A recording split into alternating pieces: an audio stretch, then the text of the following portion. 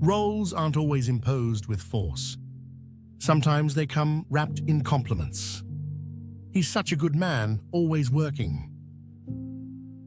She's amazing, she does it all. With sweet words, we are gently placed in cages we never agreed to. Giving isn't the problem. Caring isn't the problem.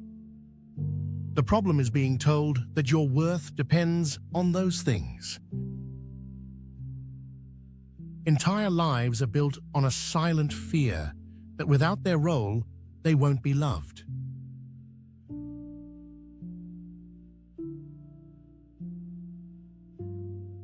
But you are not your output. You are not your appearance. You are not the income you make or the energy you give. These roles aren't self-sustaining. They feed on judgment, on comparison, on the need to be enough. Every time you repeat a phrase without thinking, "That's just how men are. Women shouldn't do that," you reinforce someone else's prison, or your own. But all it takes is a pause. One moment of truth. "I'm tired." Saying that doesn't mean you've failed. It means you're alive. Your truth doesn't need permission. It only needs space. And you can give yourself that space. Today, men were taught that their worth lies in what they provide, in what they earn, in what they build.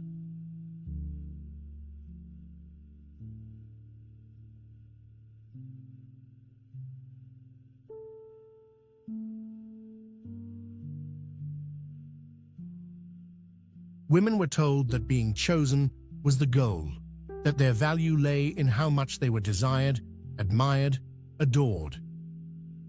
Not in their depth, not in their truth, in their appearance. She learned early to measure herself through someone else's eyes, to dim her brilliance so she wouldn't intimidate, to swallow her anger so she wouldn't offend, to smile, to shrink, to serve, because it was called grace. But grace is not silence. They called her strong when she carried the weight in silence. They called her beautiful when she sacrificed herself with style. And if she dared to stop, she was called difficult. But the soul remembers, and there comes a day, maybe small, maybe loud, when she finally stops performing. When she stops adjusting, apologizing, explaining, when she speaks and doesn't flinch. She realizes she wasn't born to be admired. She was born to be, to create, to choose, to lead if she wants, to rest if she needs, to love without disappearing. True power isn't charm, it's clarity. It's being able to say, "This is who I am," and not look for permission. We were told that strength is silence, that a strong man never cries, that a strong woman never needs help, that showing your softness is weakness, that asking for rest is failure. But strength is not endurance at all costs. It's not silence when you need to scream. It's not smiling while you break. True strength is truth.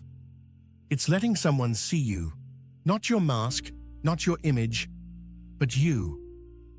Real strength isn't loud, it holds.